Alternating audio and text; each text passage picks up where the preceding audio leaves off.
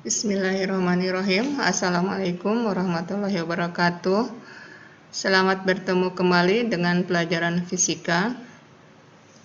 Masih berbicara tentang listrik statis dengan bahasan energi potensial listrik dan potensial listrik. Tetapi sebelum kita berbicara tentang energi potensial listrik, alangkah baiknya kalau kalian bisa subscribe dan like video ini. Salah satu manfaat dari subscribe video ini, kalian bisa tetap mengakses video-video pembelajaran fisika meskipun di akun Fiverr videonya sudah tidak lagi dapat diakses oleh kalian. Modemerayu.com.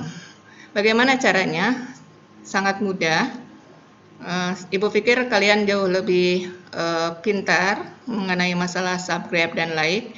Kalian tinggal mengklik YouTube, tanda YouTube di sini, maka akan secara langsung ngelink ke video pembelajaran ini.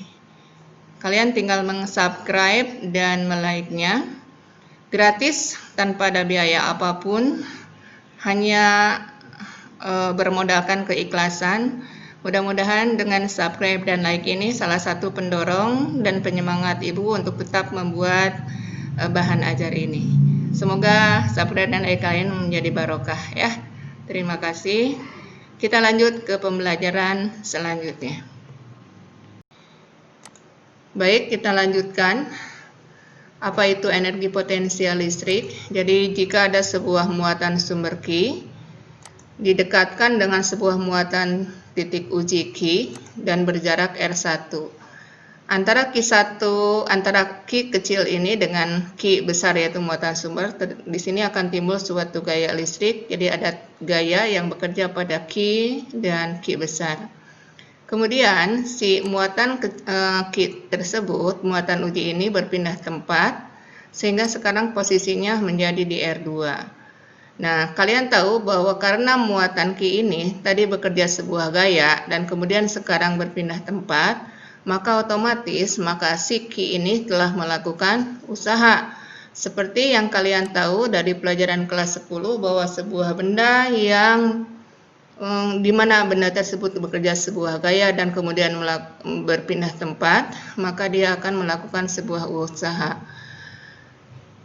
Persamaan daripada usaha tersebut adalah gaya kali perubahan posisi atau kali perpindahan, dan namanya perpindahan tidak melihat kepada jarak yang ditempuhnya, tetapi dari posisi akhir dengan posisi awalnya. Jadi delta R ini adalah selisih antara R2 dengan R1. Kita bicara tentang muatan, berarti kita berbicara tentang benda yang mikroskopik. Berarti di sini terjadi perubahan kedudukannya relatif sangat kecil. Akibatnya persamaan yang usaha ini akan dirubah menjadi dW atau turunan dari W F kali turunan R. Dioperasikan secara matematika menjadi seperti ini. Berarti usaha dari posisi 1 ke posisi 2 itu adalah negatif kali Q besar kali ini. Jadi kalau kita nyatakan lagi, berarti ini adalah persamaan yang tadi, berarti ini adalah persamaan usaha, sedangkan kalian tahu bahwa yang namanya usaha juga akan terjadi kalau di sana terjadi perubahan energi potensial. Bukan hanya jika ada perubahan energi potensial, tetapi selama ada perubahan energi, maka di sini akan terjadi usaha. Berarti persamaan yang atas dengan persamaan yang bawah kita substitusikan, maka akan mendapat persamaan seperti ini. Ini ada negatif, hasil dari tadi integral. Kemudian ini adalah R akhir dikurangi R awal. Untuk menghilangkan harga negatif, berarti kalian bisa menjadi seperti ini, ya. Berarti ini adalah persamaan perubahan energi potensial.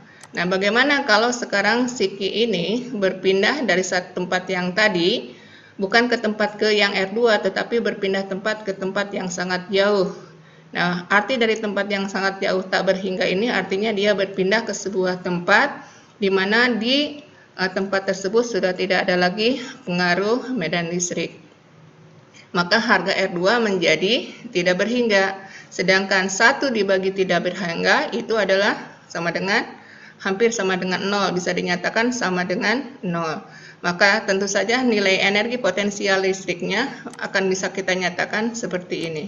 Ya, karena kan 1 dibagi tidak berhingga, berarti tinggal persamaannya adalah K 1 per R1. Karena R-nya cuma 1, kita bisa nyatakan sebagai R saja. Ini adalah informasi tentang apa itu W dan sebagainya. Jangan lupa satuan-satuannya sesuai dengan satuan SI.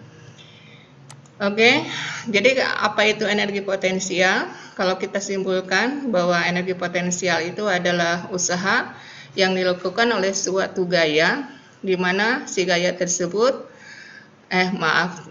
dan si benda tersebut telah melakukan suatu perpindahan dari satu titik ke titik yang lainnya. Oke, contoh soal seperti ini. Jadi kita mencari mencari usaha dari Q1 yang positif dan Q2 yang negatif, yang asalnya 3 cm menjadi berjarak 6 cm.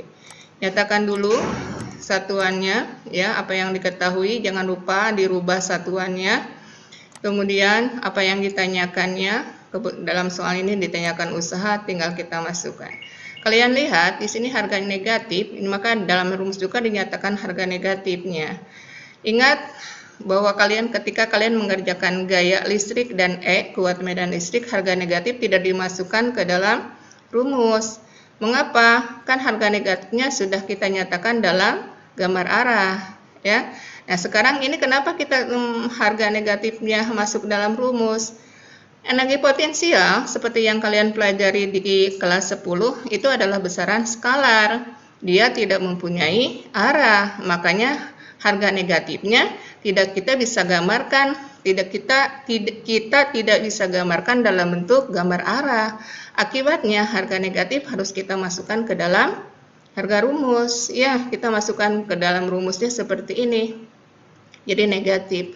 Jadi kita operasikan, maka kalian dapatkan negatif. Sekian.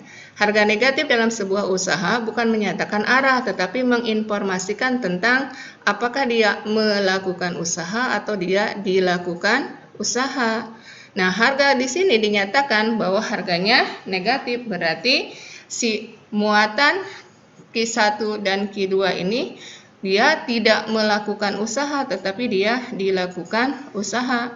Logika saja, berarti harusnya Q1 dan Q2 harusnya kan saling tarik-menarik. Asalnya jaraknya 3, sekarang disuruh menjauhi, berarti kan melawan kodrat alam. Ya, berarti dia tidak berpindah sendiri, tapi harus dipindahkan, makanya harganya negatif. Dipindahkan artinya dia dilakukan usaha, berarti dia bukan mengeluarkan energi, tetapi dia menyerap energi, ya. Itu harga daripada negatif dan positif. Lanjut, ini soal yang kedua. Posisinya sekarang tidak segaris tetapi membentuk sebuah segitiga sama sisi, berarti ini adalah positif dan negatif. Pertanyaannya adalah berapakah energi potensial listrik dari sistem 3 muatan tersebut. Jadi bahasannya ini yang diketahuinya apa saja dulu, jangan lupa satuannya. Apa yang ditanyakannya, maka lihat. Berarti yang pertama ini adalah, ini ibu nyatakan harga usahanya U, jadi bisa usaha itu bisa W, bisa U, bisa E, ya. Nyatakan oleh U, berarti ini adalah usaha 1 dan 2, ini adalah usaha 1 dan 3, ini adalah usaha 2 dan 3. Berarti di sini tinggal dijumlahkan biasa saja. Jangan lupa harga negatifnya kalian masukkan seperti harga Q3, maka kalian akan mendapatkan harga 21,6 Joule. Artinya bahwa usaha dari sistem tersebut besarnya positif 216 Joule, artinya dia melakukan usaha. Artinya dia mengeluarkan energi, ya. Oke. Itu tadi tentang energi potensial listrik. Sekarang apa itu potensial listrik?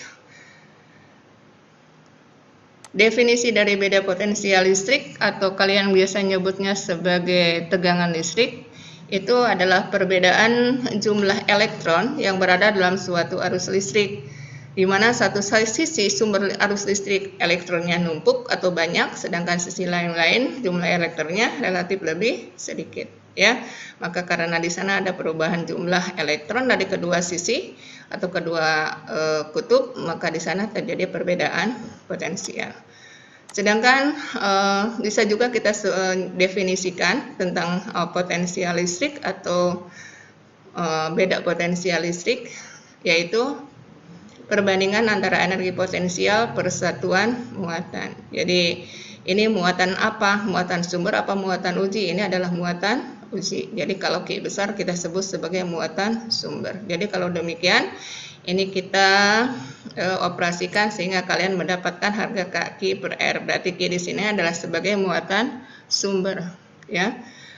Oke, ini adalah informasi apa itu Vicky dan sebagainya. Jangan lupa satuannya.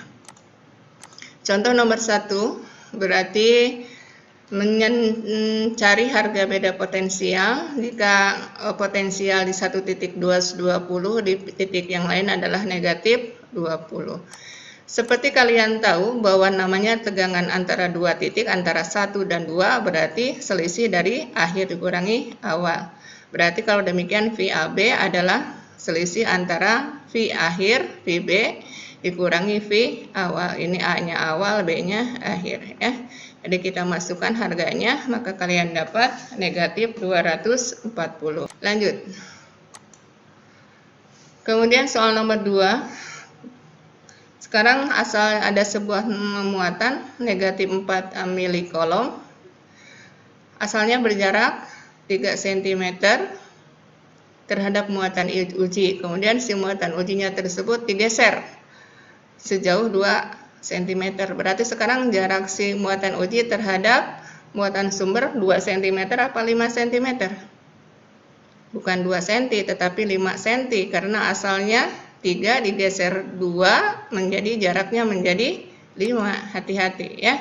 Jadi asalnya 3 sekarang digeser sejauh 2 berarti jadi 5. Jadi bukan R2-nya bukan 2, ya. Karena yang namanya R2 adalah posisi akhir, ya, bukan bukan delta R-nya, bukan selisih perpindahan. Jadi kalau demikian berapa beda potensialnya? Masukkan rumusnya. Mana R2, R1, kalian dapat persamaannya seperti ini, ya, sekian volt. Oke. Lihat di sini harga si Q-nya bernilai negatif. Harga negatifnya kalian masukkan.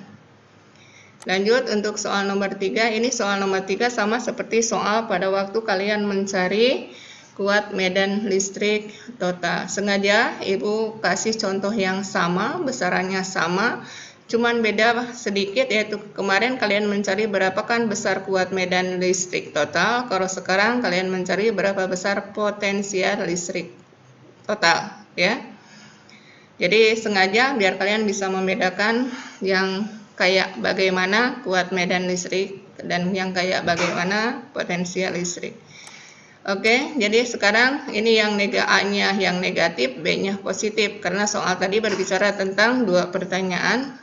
Yaitu pertanyaan pertama, muatan A-nya negatif, B positif, dan pertanyaan kedua, dua-duanya positif.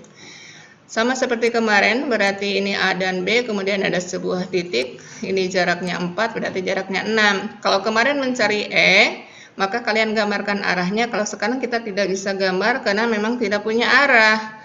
Akibatnya kalian hanya tinggal mencari langsung mencari harga VA dengan VB-nya. Berarti ini VA, ini VB. Lihat harga QA-nya negatif. Sedangkan di sini QB-nya dalam soal memang positif. Kalian dapat nilainya berarti si VA adalah negatif, ya. Jadi kalau demikian jumlahkan. Kenapa dijumlahkan? Karena tegangan itu adalah besaran skalar. Berarti totalnya tinggal dijumlahkan secara aljabar. Penjumlahan aljabar biasa saja. Jadi tinggal dijumlahkan. Bagaimanapun posisi kedudukan daripada muatan, mau sejajar, mau membentuk segitiga, mau bentuk sembarangan, maka V totalnya tinggal dijumlahkan secara penjumlahan aljabar biasa. Jadi kalian masukkan VA-nya negatif, berarti kalian V totalnya. Kebetulan dalam kasus ini V totalnya 0. Bagaimana kalau dua-duanya positif seperti yang ini? Berarti kalau dua-dua positif tetap kayak begini, tidak ada arah. Berarti kalian cari VA dan VB-nya. Berarti lihat di sini harga QA-nya yang tadinya negatif menjadi positif. Tetap dijumlahkan V totalnya, maka kalian dapat nilai V totalnya seperti ini. Ya. Jadi tidak peduli bagaimanapun kondisinya, maka di sini. Jadi pembedanya ada di mana? Pembedanya ada di harga Q yang negatif dimasukkan ke dalam persamaan. Oke, itu adalah materi kita untuk hari ini. Seperti biasa, biar kalian lebih matang tentang materi ini, maka ada oleh-oleh untuk kalian untuk dikerjakan hari ini. Hanya 2 soal, yaitu nomor 1A dan B. Ini nomor 2 bukan. Jadi 1A, 1B, dan ini adalah nomor 2. Jadi silakan dikerjakan dengan aturan yang biasa. Ini aturannya. Terima kasih yang sudah meng-subscribe dan yang like. Mudah-mudahan pelajaran hari ini bermanfaat untuk kita semua. Allah memberikan banyak kemudahan dan kelancaran untuk urusan kita semua, dan semoga Allah memberikan kesehatan untuk kita semua. Assalamualaikum warahmatullahi wabarakatuh.